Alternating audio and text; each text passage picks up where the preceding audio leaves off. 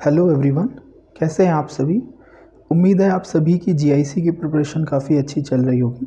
Vector calculus पर based ये lecture है। इससे पहले मैं 4 लेक्चर आप लोगों को प्रोवाइड करा चुका हूँ, जिन 4 लेक्चर से 3 से 4 क्वेश्चंस आने की संभावनाएं हैं। मैं वही पोर्शन आपको करा रहा हूँ जिनसे जीआईसी के प्रीवियस ईयर्स में 2015-2017 में जिन जिन टॉपिक से क्वेश्चन पूछे गए हैं।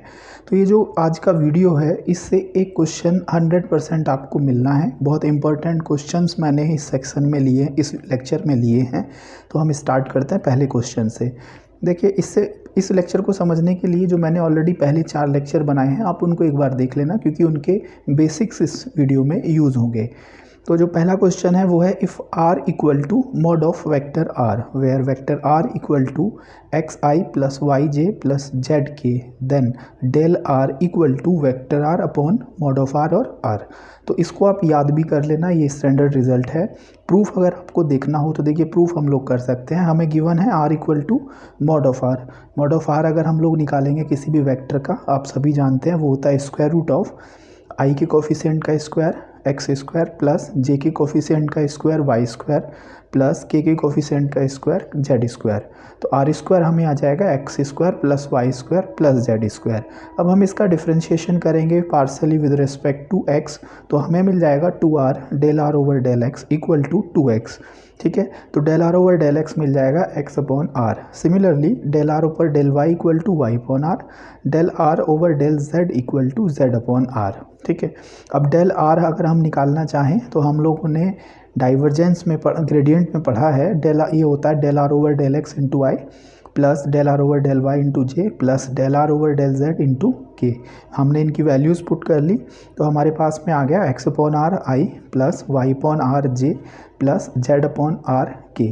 तो ये हमें मिल जाएगा X I plus Y J plus Z K upon R, और X I plus Y J plus Z K कितना है हमारा वेक्टर आर, तो वेक्टर आर अपॉन आर हो जाएगा। ठीक है, तो ये स्टैंडर्ड रिजल्ट है, आगे यूज़ होगा, इसको आप याद कर लेना। दूसरा भी एज ए स्टैंडर्ड रिजल्ट ही हम लोग याद रखेंगे। ठीक है, दूसरा है डेल ऑफ एफ आर। तो देखिए, डेल ऑफ एफ आर अगर है, फंक्शन ऑफ आर अगर ये है, तो हमारा हो जाएगा ये F dash are del R. अब देखिए, इस पे बेस्ड क्वेश्चन कैसे मिलेंगे। क्वेश्चन नंबर 3 इंपॉर्टेंट है। Del R to the power N पूछा है, तो are to the power N function of R है। तो अभी जस्ट हमने क्वेश्चन नंबर 2 में यूज़ जो फॉर्मूला लिखा है उसको यूज़ करेंगे। F dash R to the power N का differentiation N are to the power N minus 1 into del R. अब देखिए, डेल आर ऑलरेडी हम कैलकुलेट कर चुके हैं, तो उसको हम अब याद रख लेना है हमें। तो जो डेल आर है वो है वेक्टर आर अपॉन आर। ठीक है, उसको यूज़ कर लेंगे, तो हमारे पास में आ जाएगा N R to the power N minus 2 into means आपका आर वेक्टर आर। ठीक है, एक और क्वेश्चन लेते हैं। Del of are to the power minus 3। तो सिंपल है, R to the power minus 3 का हम डिफ्रेंशिएशन करेंगे, -3 are to the power -4 del are, और डेल आर है हमारा वेक्टर आर अपॉन आर। तो ये हो जाएगा आपका -3 are to the power -5 vector are. तो इस तरह के क्वेश्चंस आपको मिलने हैं। नेक्स्ट क्वेश्चन राजस्थान टीजीटी 2015 में मिला है। ठीक है, डेल ऑफ 1 अपॉन आर पूछा है, तो 1 अपॉन आर का डिफ्रेंशिएशन कर लीजिए, -1 upon R square del are, और डेल आर आपका वेक्टर आर अपॉन आर है, तो ये हो जाएगा minus vector are upon R cube. ठीक है, तो इस तरह के क्वेश्चंस की प्रैक्टिस आपको कर लेनी है। ठीक है, तो पहला क्वेश्चन तो यहाँ से मिल सकता है इस फॉर्मूले पे बेस्ड। दूसरा क्वेश्चन किस फॉर्मूले पे बेस्ड मिलेगा वो भी हम आगे देखेंगे। क्वेश्चन नंबर 6 देख लेते हैं। Del of log mod of R. ठीक है, तो लॉग मॉड ऑफ आर कितना है आपका, लॉग मॉड ऑफ आर को हम वेक्टर आर लिख सकते हैं, सॉरी आर लिख सकते हैं डेल लॉग आर। तो हम लोग log R function of R है, तो इसका डिफ्रेंशिएशन कर लेंगे 1 अपॉन आर डेल आर।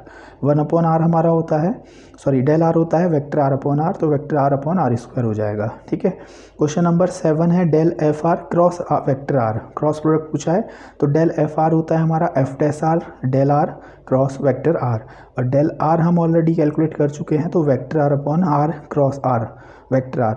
अब आपको पता है कि vector are cross vector r 0 होगा। ठीक है, क्रॉस प्रोडक्ट सेम वेक्टर्स का 0 होता है। तो पहला तो इन जो क्वेश्चन नंबर 7 तक आपको पता है, इस पे बेस्ड आपको मिल सकता है। ठीक है, दूसरा आपको इस पे तो 100% मिलना ही मिलना है इस फॉर्मूले पर। ठीक है, ये एक फॉर्मूला है आपका, और क्वेश्चन नंबर 8 सबसे ज़्यादा इंपॉर्टेंट है। If a is a differentiable vector function and phi is a differentiable scalar function, ये ध्यान रखिएगा, ए डिफरेंशिएबल वेक्टर फंक्शन है और फाई स्केलर फंक्शन है, then del dot phi a, del dot मतलब divergence, del dot phi a आपका होगा del phi dot a plus phi del dot a. ठीक है, अब क्वेश्चन कैसे मिलेगा, देखिए जो क्वेश्चन नंबर 8 है ये बहुत पूछा गया है, अभी हम लोग जस्ट अभी आगे देखेंगे जीआईसी 2017 में भी इस तरह का सवाल पूछा गया है। तो इस फॉर्मूले को हम लोग अप्लाई करते हैं। हमें पूछा है divergence are n vector are, तो इसमें जो वेक्टर आर है वो वेक्टर फंक्शन है, आर एन जो है वो आपका स्केलर फंक्शन है। तो फाई हो गया आर एन और वेक्टर आर हो गया ए। तो उस फॉर्मूले में आप फाई के प्लेस पर आर एन पुट कर लीजिए और ए के प्लेस पर वेक्टर आर, तो ये बन जाएगा del r n dot r plus r n dot r n del dot r. ठीक है, अब देखिए डेल आर एन हम लोगों ने जस्ट अभी कैलकुलेट किया है, ऊपर क्वेश्चन मैंने बोला भी था ये अभी क्वेश्चंस आगे यूज़ होंगे। तो डेल आर एन हमारा हो जाएगा N R to the power N minus 2 into vector r होता है, तो vector r dot vector r plus r to the power n into आपका डेल डॉट आर हम पहले वीडियो में हम लोग डिस्कस कर चुके हैं, इसकी वैल्यू 3 आती है। ठीक है, प्लेलिस्ट में आप जाके वीडियोस देख लेना। तो ये हमारा हो जाएगा N R to the power n, r dot r कितना होगा आर स्क्वायर होगा, ये आपको पता होगा सिंपल वेक्टर की प्रॉपर्टीज से। तो ये हमारा हो जाएगा N plus 3 are to the power N. तो del divergence are N R होता है आपका N plus 3 are to the power N. ये स्टैंडर्ड रिजल्ट के फॉर्म में आप इसको याद कर लीजिए, क्योंकि अगर ये याद है तो डायरेक्ट क्वेश्चन मिलेगा और आपका टाइम बच जाएगा। क्वेश्चन देखिए कैसे मिलेगा वो हम लोग देखते हैं। ठीक है, तो वेक्टर कैलकुलस में 8 क्वेश्चन मिनिमम मान के चलिए कि जो आपको मिलने ही मिलने हैं। ठीक है, अब देखिए हम लोग क्वेश्चन देखते हैं। जैसे देखिए पहला क्वेश्चन जो क्वेश्चन नंबर 9 जो है GIC 2015, LT 2018, Rajasthan TGT 2016, UP PGT 2016, देखिए रिसेंट के जितने भी एग्ज़ाम हो रहे हैं ज़्यादातर में आ रहा है। पूछा है the vector r to the power n r is solenoidal if n equal to. ठीक है, ये बोला है ये वेक्टर सोलेनोइडल कब होगा, एन की किस वैल्यू के लिए। तो अभी हम लोगों ने सोलेनोइडल पढ़ा है, सोलेनोइडल हम उस वेक्टर को बोलते हैं जिसका डाइवर्जेंस 0 आ जाता है। ठीक है, अब आप हम लोगों ने इसकी वैल्यू अभी कैलकुलेट की है। Divergence of are N R कितना आया है हमारा n plus 3 are to the power n आया है, और ये वैल्यू क्या होनी चाहिए 0 होनी चाहिए, क्योंकि ये सोलेनोइडल वेक्टर है। तो मैं एन की वैल्यू यहाँ कितने लूँ, तो एन इक्वल टू -3 लूँगा, तो तभी ये वैल्यू कितनी आ पाएगी 0 आ पाएगी। तो एन इक्वल टू -3 के लिए ये वेक्टर सोलेनोइडल होगा। ठीक है, तो स्टैंडर्ड रिजल्ट के फॉर्म में अगर याद है तो कैलकुलेशन से आपको टाइम बच जाएगा और जल्दी हम लोग इस क्वेश्चन को कर लेंगे। सेम क्वेश्चन, यही क्वेश्चन जीआईसी 2015 में भी दोबारा पूछा है। देखिए एक ही क्वेश्चन दो बार दिया है, दूसरे में थोड़ा चेंज कर दिया। If divergence of are to the power 5 vector are equal to A R to the power 5 then value of A पूछा है। तो सिंपल आपको पता है divergence of are N R कितना होता है N plus 3 are to the power N. तो यहाँ जो ए है वो कितना हो जाएगा एन प्लस 3, एन की वैल्यू यहाँ 5 गिवन है, तो 5 + 3 कितना हो जाएगा हमारा 8 हो जाएगा। सेकेंडो में क्वेश्चन हो गया। ठीक है, और इसके बाद हम लोग देख लेते हैं क्वेश्चन नंबर 11 भी इंपॉर्टेंट है। Divergence of vector are upon r 3 कितना होगा 0 होगा, क्योंकि आर टू द पावर 3 को आप न्यूमरेटर में ले जाएंगे तो आर टू द पावर -3 बन जाएगा, और एन के प्लेस पर -3 पुट करेंगे तो क्या आ जाएगा 0 आ जाएगा। ठीक है, अब ये स्टैंडर्ड रिजल्ट के फॉर्म में आप इसको याद कर लीजिए। ठीक है, इसका मतलब डाइवर्जेंस 0 आ रहा है तो are to the power -3 vector r भी क्या होगा आपका सोलेनोइडल वेक्टर होगा। ठीक है, जीआईसी 2017 में ये क्वेश्चन पूछा है। सेकंडों में ये क्वेश्चन हो रहे हैं अगर हम लोगों को स्टैंडर्ड फॉर्म के रूप में याद है। तो डाइवर्जेंस आर कैप अगर हमें निकालना है तो divergence r cap vector r cap को लिख सकते हैं वेक्टर आर अपॉन आर। अब यहाँ आर को हम न्यूमरेटर में लेके जाएंगे, मतलब तो आर की वैल्यू कितनी आ जाएगी आर टू द पावर -1 आ जाएगा। तो एन के प्लेस पर मैं -1 पुट कर लूँगा, जो हमारा स्टैंडर्ड रिजल्ट है divergence of are to the power n vector are equal to n plus 3 are to the power n.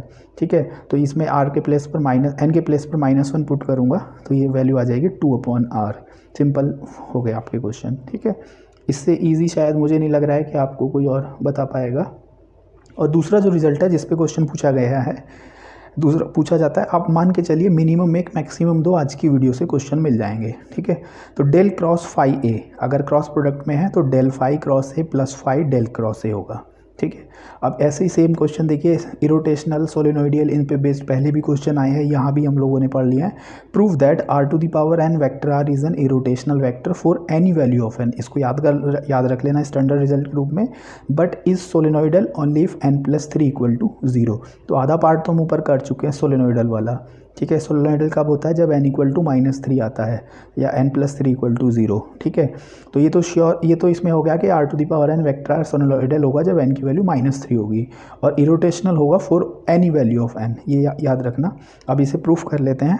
Del cross r N r निकालना है हमें, तो हम लोग फाई के प्लेस पर हम लोग आर एन ले लेते हैं और ए के प्लेस पर वेक्टर आर। तो ये बन जाएगा del r n cross r plus r n del cross r.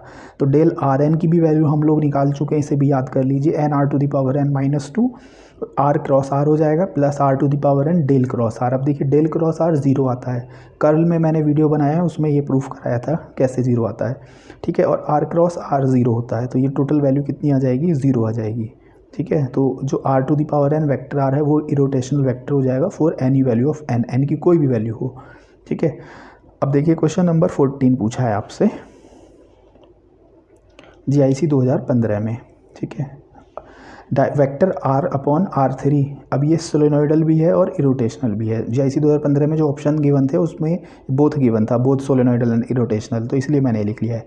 तो वेक्टर r अपॉन r3 आपको पता है n की वैल्यू -3 है यहाँ, तो ये सोलेनोइडल होगा, और r की इरोटेशनल भी होगा। क्यों होगा, क्योंकि r की कोई भी वैल्यू हो, जस्ट अभी हमने प्रूफ किया है r की कोई भी वैल्यू हो ये इरोटेशनल आता है डेल क्रॉस, ठीक है। तो आप देखिए दो फॉर्मूले पे बेस्ड क्वेश्चन है, और वह हमारे पास में पूरा लेक्चर जो 1 घंटे में कोई पढ़ाता आपको 15 से 20 मिनट में वो पूरा हो गया, ठीक है। क्वेश्चन नंबर 15 हम लोग ले लेते हैं। Prove that vector f r r is irrotational. तो इसका भी हम इरोटेशनल के लिए इसका कर्ल निकालेंगे, del cross f r vector r निकालेंगे। तो सेम फार्मूला हम अप्लाई करेंगे, del F R cross vector r plus f r del cross r. तो डेल क्रॉस आर 0 होता है, और डेल एफ आर होता है हमारा F dash are del are, और डेल आर होता है वेक्टर आर अपॉन आर। तो इसमें vector are cross vector r हो जाएगा, तो सेम क्रॉस प्रोडक्ट 0 हो जाएगा। तो f r vector r is irrotational, ये जो भी करा है उसी का ही फॉर्म है, सेकंड फॉर्म है, फंक्शन ऑफ आर होगा कोई भी वैल्यू के लिए, ठीक है। और PGT 2016 में एक क्वेश्चन पूछा है, बहुत छोटा सा क्वेश्चन है, if u and v are vector point function and phi is a scalar function then which statement of the following is meaningful. इनमें कौन सा स्टेटमेंट मीनिंगफुल है, तो देखिए बहुत सिंपल है। आपको यहाँ पर देखिए पहला ऑप्शन देखते हैं, डेल वेक्टर यू। तो देखिए जो डेल है वो है ग्रेडियंट, ग्रेडियंट हमेशा स्केलर वैल्यूज़ का कैलकुलेट होता है, स्केलर फंक्शन का, ठीक है। तो यू तो वेक्टर है, तो वेक्टर का तो कैलकुलेट होगा ही नहीं, ठीक है। ऑप्शन बी पे आ जाते हैं, यू क्रॉस वी। आपको पता है क्रॉस प्रोडक्ट क्या होता है आपका, अगेन वेक्टर मिलेगा हमें, तो वेक्टर का भी ग्रेडियंट हम नहीं कैलकुलेट कर पाएंगे, ठीक है। तो जो सी है उस पर देखते हैं, डेल फाई यू।